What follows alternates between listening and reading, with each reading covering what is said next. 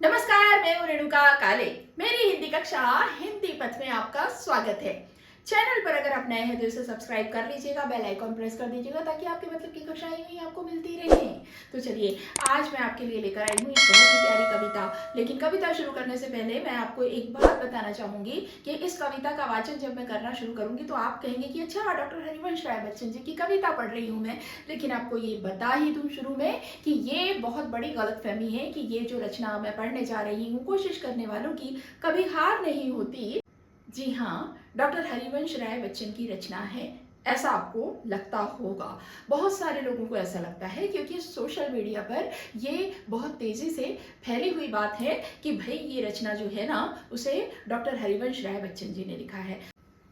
इस गलतफहमी का कारण शायद ये हो सकता है कि अमिताभ बच्चन जी ने इस कविता को एक मशहूर मंच केबीसी और इसके अलावा कई मंचों से इस कविता का पाठ किया है। लोगों को सहज ही लगा कि भाई वो अक्सर अपने बाबूजी की रचनाएं पढ़ा करते हैं, तो वो ना हो ये भी उन्हीं की रचना है।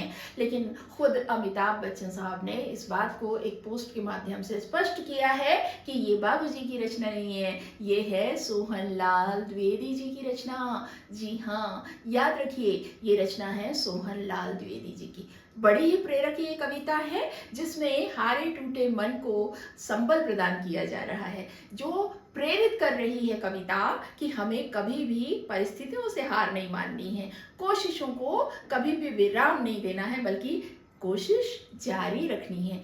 क्यों? क्योंकि कोशिश करने वालों की कभी हार नहीं होती। कविता कुछ इस तरह से है। लहरों से डरकर नौका पार नहीं होती और कोशिश करने वालों की कभी हार नहीं होती। नन्ही चींटी जब दाना लेकर चलती है, चढ़ती दीवारों पर 100 बार फिसलती है। मन का विश्वास रगों में साहस भरता है। मन का विश्वास रगों में साहस भरता है। गिरकर चढ़ना, चढ़कर गिरना ना करता है। आखिर उसकी मेहनत बेकार नहीं होती, कोशिश करने वालों की कभी हार नहीं होती। डुबकियां सिंधु में गोताखोर लगाता है, जा जाकर खाली हाथ लौट कर आता है।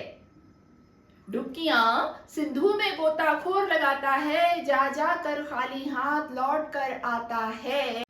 मिलते नहीं सहज ही मोती, मिलते नहीं सहज ही मोती गहरे पानी में। बढ़ता दुगना उत्साह इसी हैरानी में। मुट्ठी उसकी खाली हर बार नहीं होती, मुट्ठी उसकी खाली हर बार नहीं होती, कोशिश करने वालों की कभी हार नहीं होती।